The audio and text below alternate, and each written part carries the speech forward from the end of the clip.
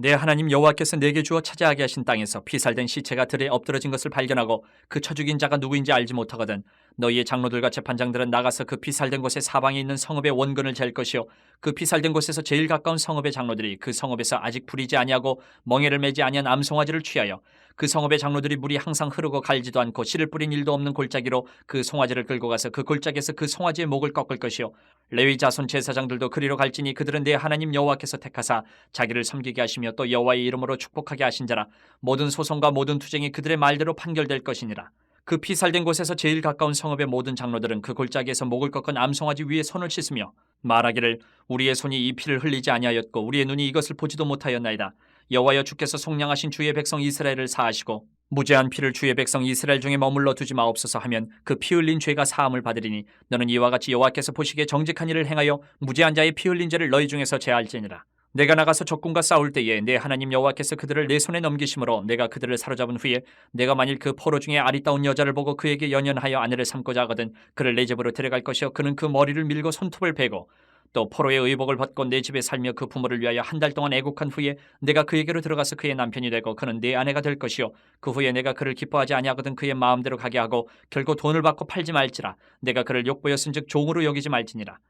어떤 사람이 두 아내를 두었는데 하나는 사랑을 받고 하나는 미움을 받다가 그 사랑을 받는 자와 미움을 받는 자가 둘 다 아들을 낳았다 하자.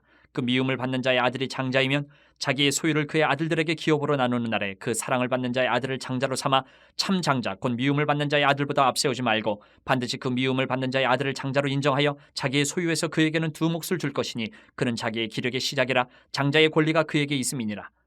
사람에게 완악하고 패역한 아들이 있어 그의 아버지의 말이나 그 어머니의 말을 순종하지 아니하고 부모가 징계하여도 순종하지 아니하거든 그의 부모가 그를 끌고 성문에 이르러 그 성읍 장로들에게 나아가서 그 성읍 장로들에게 말하기를 우리의 이 자식은 완악하고 패역하여 우리 말을 듣지 아니하고 방탕하며 술에 잠긴 자라 하면 그 성읍의 모든 사람들이 그를 돌로 쳐 죽일지니 이같이 네가 너희 중에서 악을 제하라 그리하면 온 이스라엘이 듣고 두려워하리라. 사람이 만일 죽을 죄를 범함으로 내가 그를 죽여 나무 위에 달거든 그 시체를 나무 위에 밤새도록 두지 말고 그날에 장사하여 내 하나님 여호와께서 내게 기업으로 주시는 땅을 더럽히지 말라. 나무에 달린 자는 하나님께 저주를 받았음이니라.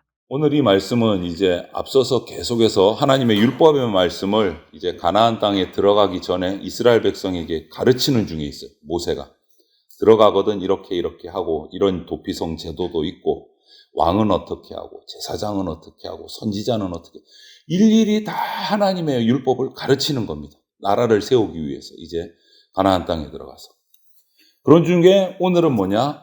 죄에 관한 문제를 다루고 있어요. 죄에 관해서. 결론부터 말씀을 드리자면 하나님께서는 모세를 통해서 이스라엘 백성에게 선포로 하시는 것이 딱 이 말씀이에요. 죄에 대해서는 어떠한 죄든지 절대 묵과할 수 없다. 이것이 결론이에요. 죄는 반드시 대가를 치러야 한다라고 말씀하시는 거예요. 그 자세한 내용으로 오늘 우리가 한번 살펴보면 먼저 살인죄가 나와요. 누가 범인인지 알 수가 없는 살인죄. 들판에서 시체가 발견이 됐어요. 근데 누가 범인인지 모릅니다. 그러면 우리는 그 범인을 찾을 수가 없으니까 이거는 어떻게 대가를 응징을 할 수가 없겠습니다. 할 수 있는데 하나님은 그렇다 하더라도 죄값은 반드시 치러야 한다라고 말씀하세요. 범인을 몰라도.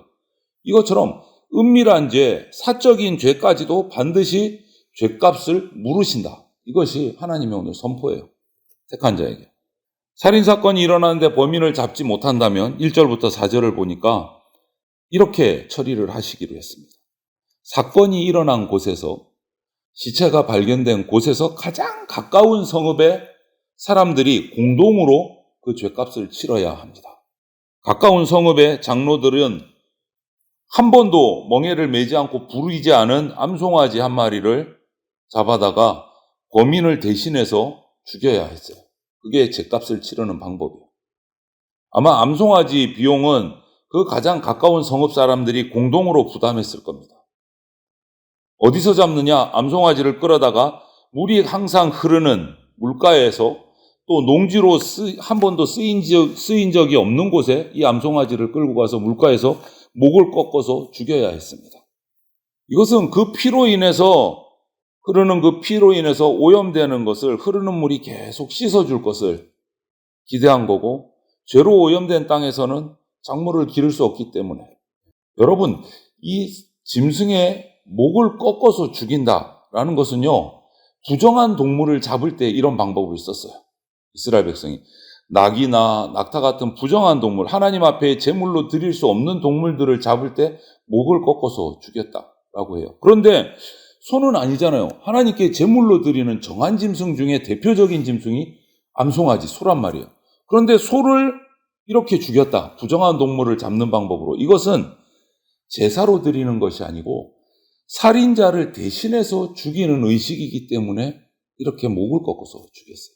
이처럼 죄에 대해서 하나님께서는 그냥 넘어가시는 법이 없습니다. 범인을 알지 못하는 살인죄까지도 죄값을 치르도록 하셨어요. 피 흘린 죄의 대가는 반드시 피로 치러져야 된다. 어제 구약의 말씀에 어제 본문 맨 마지막이 뭐죠? 눈에는 눈, 이에는 이, 목숨에는 목숨. 이렇게 살인사건이 일어난 곳에 가장 가까이 살고 있었던 성읍의 사람들은 사실 몰라요. 자기들은 아무런 죄가 없는 사람들이에요. 그저 살인사건이 자기 성읍에서 가까이에서 일어났다는 거 말고는. 하지만 하나님은 그럼에도 불구하고 오늘 5절부터 9절을 보면 이 알지 못하는, 범인을 알지 못하는 살인에 대한 죄책이 이 가장 가까운 성읍에 있는 사람들이 있는 것처럼 그렇게 취급을 하세요. 그래서 그 성읍 장로는 그 암송아지를 잡는데 제사장, 레위지파 제사장을 데리고 와서 그렇게 송아지를 잡고 자기들의 죄가 아님을 확인을 받고 제사함을 받아야 했습니다.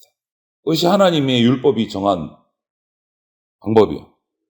목을 꺾어 죽인 암송아지 위에 장로들이 물가에서 손을 씻으면서 자기들은 이 사건을 저지르지도 않았고 목격하지도 않았다고 고백을 하면서, 못했다고 고백을 하면서 피 흘린 죄를 용서해달라고 하나님께 간구를 해야 했습니다. 그러면 제사장이 그 의식을 다 본 후에 하나님을 대신해서 그 죄가 사해졌음을 선포하는 거예요. 범인을 잡을 수 없다고 해서 죄가 없어지는 것이 아니다. 하나님 앞에서는. 이렇게 살인죄에 관한 이 얘기를, 제도를 세우신 후에 그 다음 단락 10절부터 14절, 22절부터 23절을 보면 인권 존중에 관한 얘기가 나오는데, 먼저 10절에서 14절을 보면 간음죄와 관련된 법이기도 한데, 고대 사회에서 전쟁을 하면 여인들이나 아이들은 포로로 잡아갑니다. 그 중에 특히 이 끌려온 여인들, 포로된 여인들은 노예가 되거나 그냥 성놀이계에 불과한 거예요. 인격적인 대우를 받지를 못해요. 그런데 하나님께서는 이스라엘과의 전쟁에서 끌려온 이 이방 여인들을 아무리 전쟁에서 잡혀온 포로라 하더라도 인격적인 대우를 해주도록 법을 정하셨어요. 특별히 오늘 기록은 그 잡혀온 포로 여인 중에 아내로 맞아들이겠다 하는 사람이 있다면 정말 그 아내에 합당한 예우를 하도록 정하셨어요. 그 남자의 집에 가서 머리를 밀고 손톱을 베고 포로의 옷을 벗습니다. 이것은 그 여인의 과거를 이제 끊어버리는 거예요. 이방 여인이 아니고 이제 이스라엘의 한 사람으로, 여인으로 들어오는 거예요. 신분이 변화되는 의미를 볼 수가 있어요. 그리고 그 남자는 즉시 결혼할 수가 없어요. 한 달 동안 이 여인이 부모를 위해서 애고갈 수 있도록 기간을 주고 기다려야 돼요. 이런 절차를 거쳐서 정식으로 결혼을 하는 거예요. 그냥 뚝딱 데리고 와서 있는 것이 아니고, 이렇게 정식적인 결혼을 했기 때문에 혹시 이후에 이혼을 하더라도 노예의 신분이 아닌 겁니다. 노예로 돈 받고 팔 수가 없다라고 규정을 하셨어요. 가고 싶은 대로 보내야 돼요. 노예가 아닌 거예요. 이렇게 아무리 전쟁 포로로 잡혀온 여인이라 해도 사람이기 때문에 존중해야 된다는 원칙을 정하신 거예요. 인권을 존중해야 된다.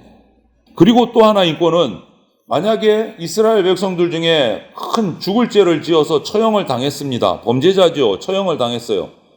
하지만 그 범죄자의 인격도 또 그 가족들의 인격과 인권도 보호할 것을 명하셨어요. 그래서 죽을 죄를 지어 처형된 이스라엘의 사람일지라도 그 죽음을, 시체를 밤새도록 매달아두지 못하도록, 그날 하루로 끝내도록 말씀을 하셨어요. 정하셨어요.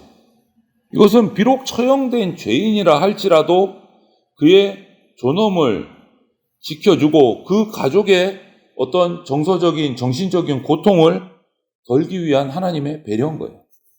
그래서 하나님의 율법은 엄하지만 존중이 들어가 있고 인권을 지키는 말씀들이 있어요. 지키도록 하셨어요. 그리고 15절부터 21절을 보면 가정의 죄에 관해서도 얘기를 하고 있어요. 죄 문제를 대한 가정 내의 죄 어떤 게 있느냐? 가정 내의 약자를 보호하고 그 약자들을 지원하는 거예요. 올바른 가정이 될 수 있도록. 아버지가 마음대로 맏아들에게 장자 권리가 있는데, 하나님이 정하신 장자의 권리가 있는데 그것을 박탈하려고 하면 법적으로 막아야 돼요. 그것이 이스라엘의 율법이에요. 맏아들의 장자 권리는 아버지도 마음대로 할 수 없어요. 하나님이 정하신 권리이기 때문에. 아무리 마음에 안 들고 미워도 맏아들의 장자 권리는 지켜야 돼요. 두 몫을 줘야 돼요. 그리고 반대로 정말 패역한 자식이 있어서 부모의 권위를 무시하고 불순종하고 가정을 이렇게 위태롭게 하는 자식이 있다면 장로 앞으로 데리고 가서 판결을 받아서 공동체가 개입을 해서 그 자녀를 징벌을 하는 겁니다. 어떻게 보면 끔찍할 수 있어요. 자녀를 돌로 쳐서 죽인다. 얼마나 패역했으면 그럴까 할 수도 있는데 하나님의 말씀은 명확합니다. 그 모든 것을 절대로 그 죄를 묵과할 수 없다라고 말씀하시는 거예요. 그래서 우리가 이 말씀을 참 무겁게 중하게 받아들일 필요가 있어요. 이 모든 것이 뭐죠? 자녀의 죽음을 두는 게 아니고 죄에 관한 관점에서 하나님은 바라보신 거예요. 죄에 관해서. 이스라엘 이 공동체 안에 죄를 그냥 놔둘 수 없다. 반드시 제거해야 된다. 그래서 공동체가 가족이 이스라엘 공동체 안에 가족이 차별이 있거나 학대를 하거나 뭐 어떤 불순종이 있다. 이거는 공동체 차원에서 가정을 바로 세워야 된다라고 세우신 거예요. 자녀들의 신앙 교육까지도 공동체에서 지원을 해야 된다.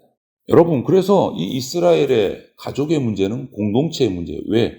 그 가족으로부터 이제 시작된 죄가 이스라엘 공동체의 죄가 될 수 있기 때문에 그것을 공동체의 문제로 보고 죄를 제거하도록 하나님께서 율법을 정하셨어요. 여러분, 그 가운데서도 우리가 기억해야 될 것은 하나님께서는 존중하신다. 인권을 존중하고 계신다. 보호되어야 된다. 세월이 흘러도 유지되는 하나님의 대원칙입니다. 세상이 뭐 우리가 보기에는 좋아진 것 같고 편리한 건 또 있지만 어느 한 어두운 구석에서는, 지구상 한 구석에서는 인간 이하의 생활을 강요당하는, 인권을 유린당하는 사람들이 아직도 이 지구촌에는 많이 남아 있습니다.